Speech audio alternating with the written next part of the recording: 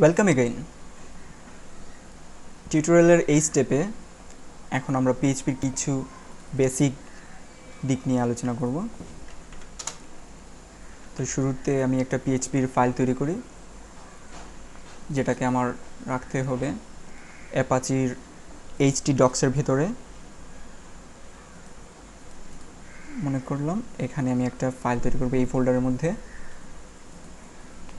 ফাইলটার নাম হতে পারে test.php। ফাইলের এক্সটেনশনটা হবে পিএইচপি।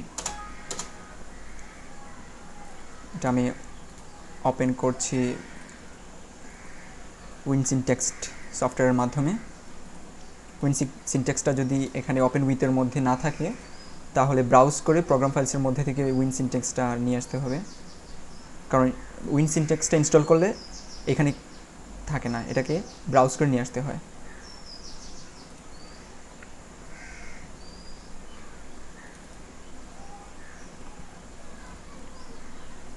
পিএইচপি একটা সার্ভার সাইড স্ক্রিপ্টিং ল্যাঙ্গুয়েজ।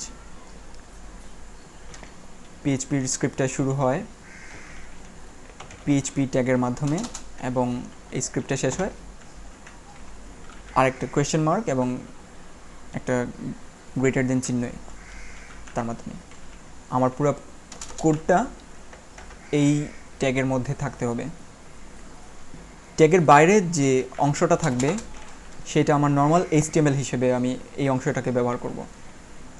তারপর আমরা ইচ্ছা হলে এখানে আরেকটা ট্যাগ ইউজ করতে পারি, যেটাতে আমি আরেকটা পিএইচপির কোড লিখব। দেন আবার আমরা যদি ট্যাগের বাইরে কোনো কিছু লিখি, সেটা HTML-এর কোড হিসেবে ব্যবহৃত হবে। এটার বাইরেও যদি কিছু লিখি একই কথা, আমার এটা HTML হবে, এবং পিএইচপির মধ্যে লিখলে আমার শুধুমাত্র পিএইচপির কোডটা এটার মধ্যেই কাজ করবে। ওকে, তো স্টার্টিংয়ে দেখি যে পিএইচপি আমার এটা কাজ করছে কি না, সেটা একটা দেখি। পিএইচপিতে ইকো নামে একটা কমান্ড আছে, যেটার মাধ্যমে আমরা কোনো টেক্সট প্রিন্ট করতে পারি। আমাদের হ্যালো ওয়ার্ল্ড শব্দটা,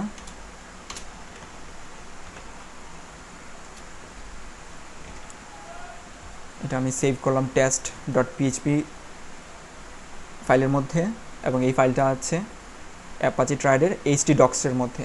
এই ফাইলটা যদি আমি অ্যাক্সেস করতে চাই, তাহলে আমার ইন্টারনেট এক্সপ্লোরারে http/localhost লিখে তারপর আমার এই ফাইলের নামটা লিখতে হবে test.php, অথবা এই ফাইলের নামটা লিখে এন্টার দিলেও হবে, অথবা এখানে আমরা ফাইলটা পেয়ে যাব।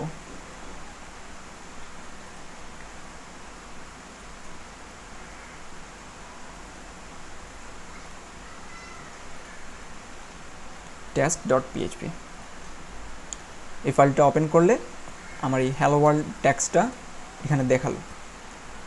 তার মানে আমার পিএইচপিটা কাজ করছে। ওকে,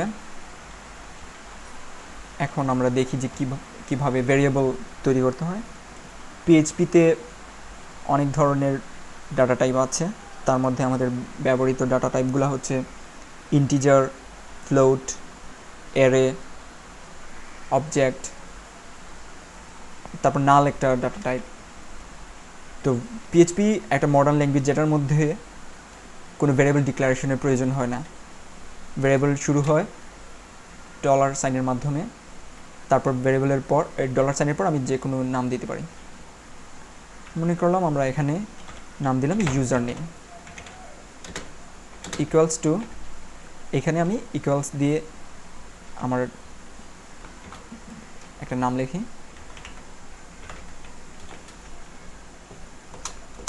এখন এই ভ্যালুটাকে আমি যদি অ্যাক্সেস করতে চাই, তাহলে ইকো কমান্ডের মধ্যে আমি লিখতে পারি।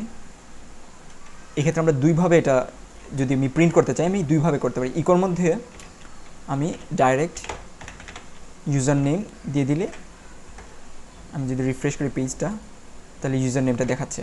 আবার কোনো একটা স্ট্রিংয়ের মধ্যে আমরা ভেরিয়েবলটাকে ইউজ করতে পারি। যেমন আমরা এখানে লিখতে পারি ওয়েলকাম, তার ভিতরে আমি ভেরিয়েবলটা লিখে দিলাম এইভাবে, ফলে সে এই ভেরিয়েবলটাকে ডাইরেক্ট তার ভ্যালুতে কনভার্ট করে ফেলবে। এখানে দেখাচ্ছে নামটা, ইউজার নেমটা দেখাচ্ছে।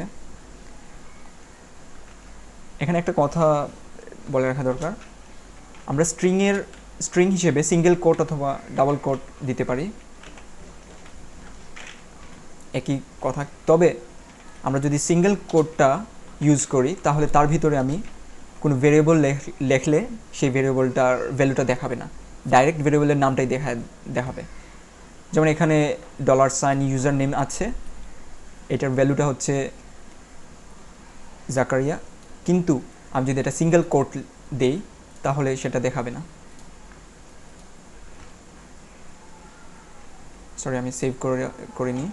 সেভ করে রিফ্রেশ দিতে হবে।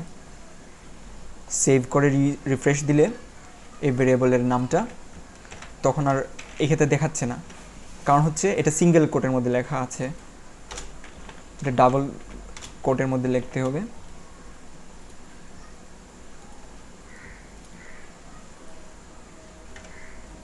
এই হচ্ছে ভেরিয়েবলের ব্যাপারটা। আবার আরেকটা হচ্ছে ভেরিয়েবল অ্যাড করা। একটা ভেরিয়েবলের সাথে একটা স্ট্রিংয়ের সাথে আরেকটা স্ট্রিং ডট সাইনের মাধ্যমে অ্যাড করা যায়। যেমন এইভাবে একটা স্ট্রিং লিখলাম আর একটা স্ট্রিং আমি লিখলাম এটা।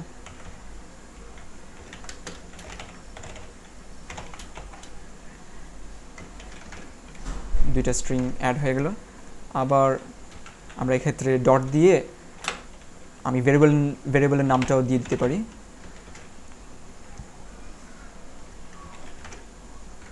সেভ করলাম, সেভ করার পর রিফ্রেশ দিলে আমার এই ভেরিয়েবলটা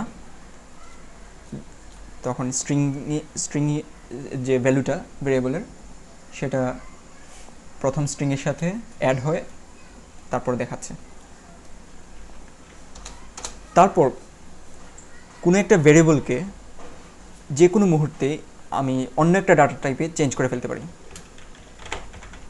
যেমন ইউজার নেম দিয়ে আমি যদি এটা ইন্টিজার লিখি তাহলে কিন্তু তার ডাটা টাইপটা স্ট্রিং থেকে ইন্টিজারে কনভার্ট হয়ে গেল।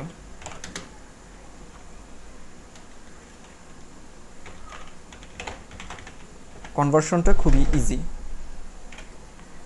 এখানে তার ভ্যালুটা চলে আসলো সাথে সাথেই। আবার এটাকে আমরা এরে হিসেবেও ব্যবহার করতে পারতাম। এরে হিসেবে ব্যবহার করতে হলে আমি এইভাবে ব্যবহার করতে পারি, ইন্ডেক্স দিতে পারি অথবা নাও দিতে পারি। ইন্ডেক্স না দিলে সে ইনিশিয়ালে 0 ধরবে,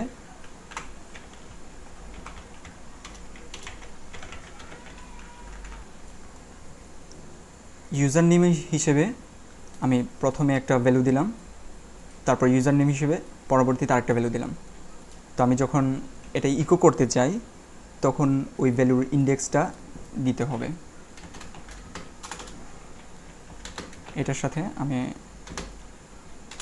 আরেকটা ভ্যালু অ্যাড করব, ইউজার নেম 1।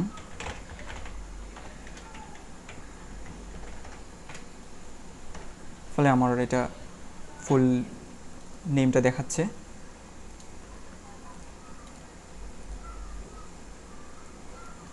পিএইচপিতে একটা মজার বিষয় আছে, সেটা হচ্ছে ইন্ডেক্স, অ্যারের ইন্ডেক্সটা আমরা ইন্টিজার না দিয়ে কোনো একটা স্ট্রিং হিসেবেও দিতে পারি। ফর এক্সাম্পল একটা অ্যারে তৈরি করলাম স্টুডেন্ট নামে, যেটার একটা ইন্ডেক্স হবে আইডি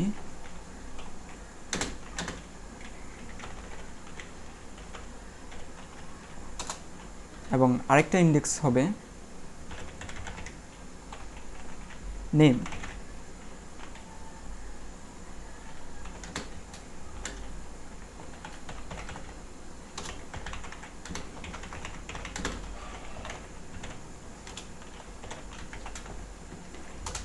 এই ব্যাপারটার একটা সুবিধা আছে, সুবিধাটা হচ্ছে আমরা যখন মাইএসকিউএল টেবিল তৈরি করব সেই টেবিলে বিভিন্ন ডাটা টাইপের ভ্যালু থাকবে।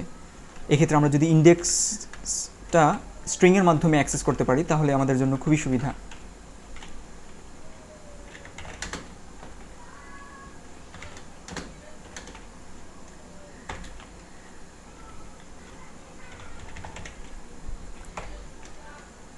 আমি স্টুডেন্টের আইডিটা প্রিন্ট করতে চাচ্ছি। এক্ষেত্রে আমার খেয়াল রাখতে হবে, আমরা যখন স্টুডেন্টের আইডি তৈরি মানে আইডিতে যখন একটা ভ্যালু দিছি, তখন ইন্ডেক্স হিসেবে আমরা আইডির শুরুতে একটা কোটেশন দিছি এবং শেষে একটা কোটেশন দিছি।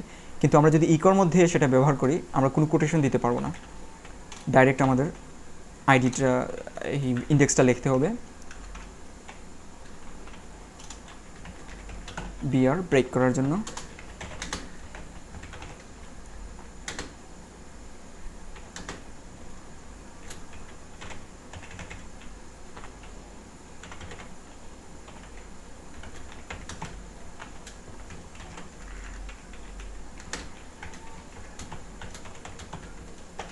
এটা যদি আমরা এখন সেভ করার পর রিফ্রেশ করি পেজে,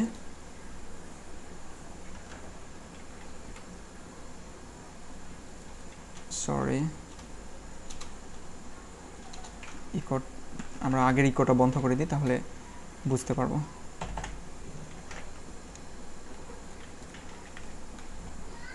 তাহলে আমার দেখাচ্ছে আইডি ইকুয়ালস টু আমার আইডিটা এবং নেম হিসেবে আমার নেমটা।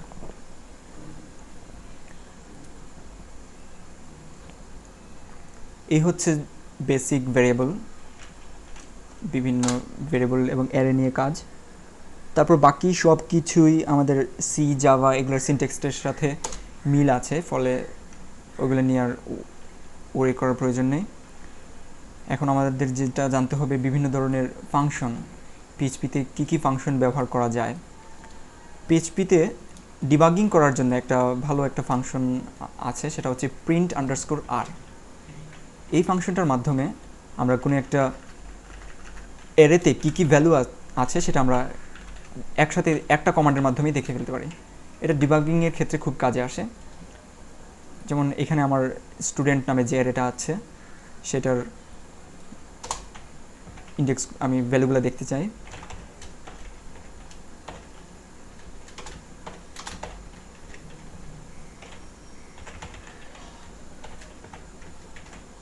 সেভ করার পর রিফ্রেশ দিলে এখানে আমার দেখাচ্ছে অ্যারের ভিতরের ইন্ডেক্সটা, তার মধ্যে ইন্ডেক্সের ভ্যালু, ওই ইন্ডেক্সের ভ্যালুটা, পরবর্তী ইন্ডেক্স, সেই ইন্ডেক্সের ভ্যালুটা। এটা খুবই কাজে আসে ডিবাগিং করার সময়, এই জিনিসটা খেয়াল রাখতে হবে। তো এই বেসিক টিউটোরিয়ালের, পিএইচপির এই বেসিক টিউটোরিয়ালে এই জিনিসগুলো জেনে রাখাই ভালো। পরবর্তীতে আমরা কাজ করতে করতে আরও বিভিন্ন দিক নিয়ে আলোচনা করব। Thank you.